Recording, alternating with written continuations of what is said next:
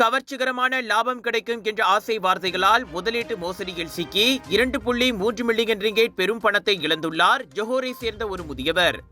62 வயது அந்நபர் வியாழக்கிழமை அது குறித்து புகார் செய்ததாக ஜொஹோர் போலீஸ் தலைவர் டத்தோ எம் குமார் கூறினார். பங்கு சந்தை முதலீடு குறித்து முன்பின் தெரியாத நபரால் வாட்ஸ்அப் வழியாக அவருக்கு தகவல் வந்துள்ளது.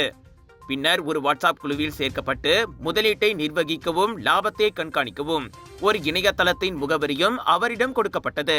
35 மில்லியன் வரை லாபம் பார்க்கலாம் என நம்ப வைக்கப்பட்டதால் கொடுக்கப்பட்ட 4 உள்ளூர் வங்கி கணக்குகளுக்கு 4 தடவையாக அவர் பணத்தை மாற்றியுள்ளார். கடந்த ஆண்டு நவம்பர் 27 முதல் இவ்வாண்டு மார்ச் 4 வரை அந்நபர் அப்படி மாற்றிய தொகை 2.336 மில்லியன் ரிங்கெட் ஆகும். ஆனால் லாப தொகையை மீட்க முடியவில்லை.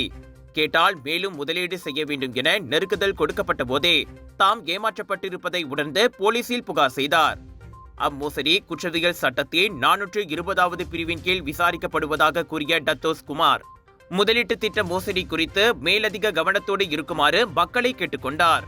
விலையோ மலிவு, செலவோ குறைவு, தரமோ உயர்வு, மனமோ நிறைவு. மக்களின் தேர்வு என்ரிகோஸ் முழு ஆடை சத்துள்ள பால்மாவு.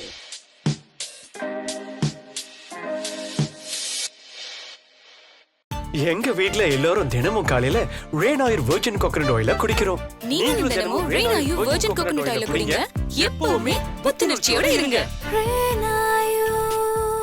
ஒவ்வொரு பொழுதும் ரெயின் ஆயிலுடன் தொடங்குங்கள்.